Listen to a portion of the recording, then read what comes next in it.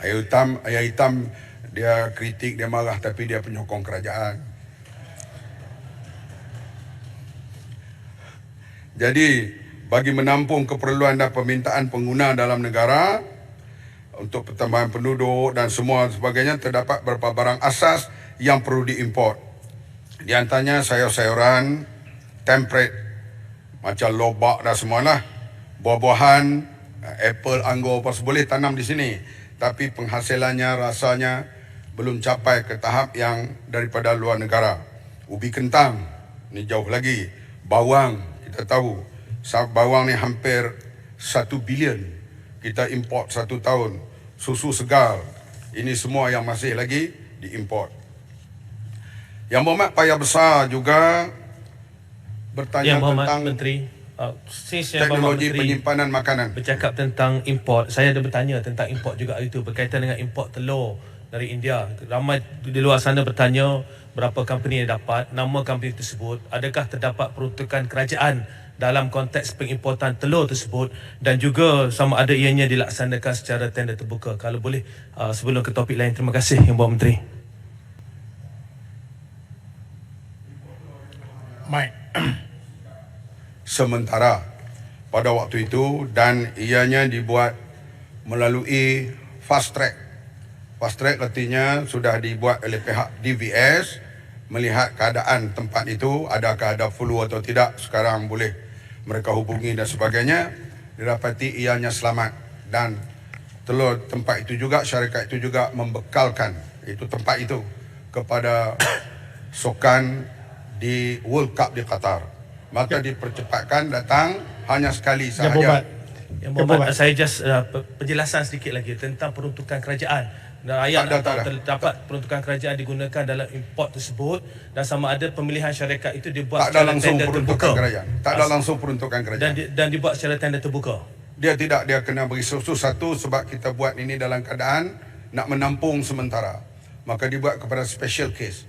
Dan lepas ini, kalau keadaan, kalau perusahaan telur ni pulih, kita akan kurangkan import ataupun stop import. Kalau keadaan meruncing, misalnya berlaku banjir dan kita kehilangan sumber, kemungkinan kita boleh import syarikat-syarikat yang bersedia.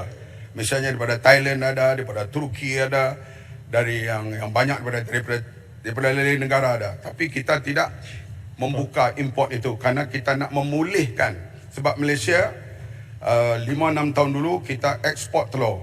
Artinya dia meruncing dalam masa 2 tahun COVID itu, dan kita beri IP import itu untuk masa yang jangka yang pendek. Kalau dia syarat-syarat tak diikuti di bawah DVS dan sebagainya, boleh dihentikan bila-bila masa. Tapi kita usahkan dan berdialog dengan pihak pengeluar telur dan sebagainya. Mereka telah berjanji untuk flood the market dalam masa yang terdekat ni, terutama menjelang Hari Raya Puasa. Dengan keadaan smooth, kita harap tak berlakulah bencana yang besar lagi di mana-mana. Kita dapat pulihkan kedudukan itu seperti 4-5 tahun dulu. Yang Berhormat, minta sikit. Yang Berhormat, saya rasa saya yang bawa isu ni. Saya ucapkan terima kasih di atas jaminan Yang Berhormat bahawa kita tidak melibatkan subsidi sebab kita tak nak ada salah anggap.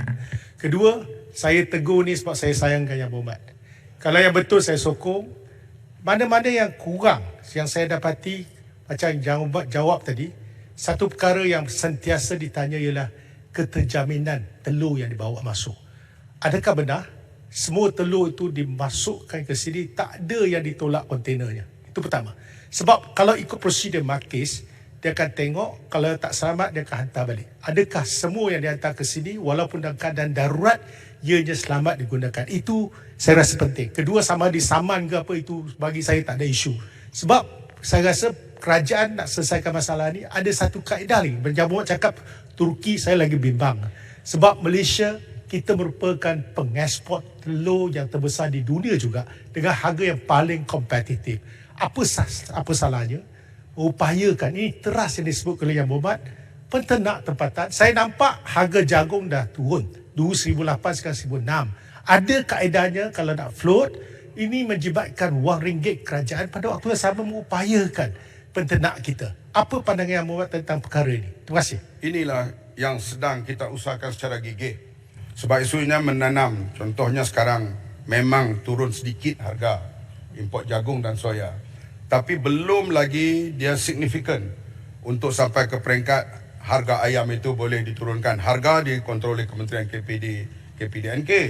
Tapi saya maksud di sini, sebab itu beberapa kementerian bergabung sekarang ni. Masuk komoditi, desa dan wilayah, kerajaan negeri kita harap menanam jagung bijirin. Dan sekarang menjadi satu usaha besar oleh kementerian ini soal jagung bijirin ini. Kalau jagung grain corn ini dapat ditanam di negeri-negeri dan juga komuniti termasuk LTAT menyediakan 70 ekar tanah untuk jagung bijirin ini. Kalau jagung itu dapat diturunkan harga, soya tak berupaya, kita tak boleh tanam di sini. Tapi harga ayam akan pulih dan harga telur akan pulih. Memang saya kata 5-6 tahun dulu Malaysia pengeksport telur. Kita akan kembali ke era itu, insya-Allah. Tapi dengan cara kita membantu berdialog, berbincang, termasuk dengan pengusaha-pengusaha telur yang besar di Selangor ke di manakah kita berbincang, dan mereka kata mereka berupaya pergi ke arah itu. Ini yang sedang kita bersama dengan semua pengusaha. Kita mau penternak untung, pengguna tidak menanggung beban kenaikan harga, semuanya rasa feel good. Ini yang kita harap di Malaysia ini.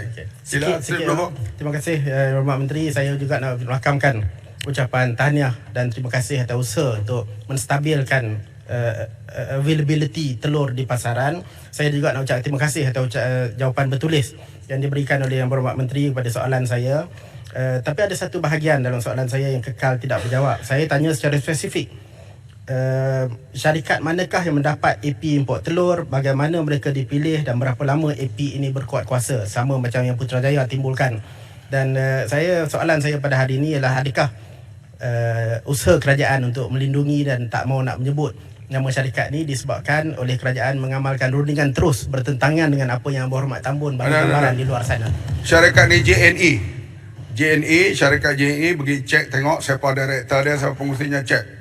Bagi saya tidak sembunyi apa-apa. I will reveal everything. Ini Bang Mat lah. Semua jadi kerjaan ni. Terima kasih. Sikit. Kalau duduk belah sana memang seronok. Tapi dah duduk belah sini tak mau lebih belah sana.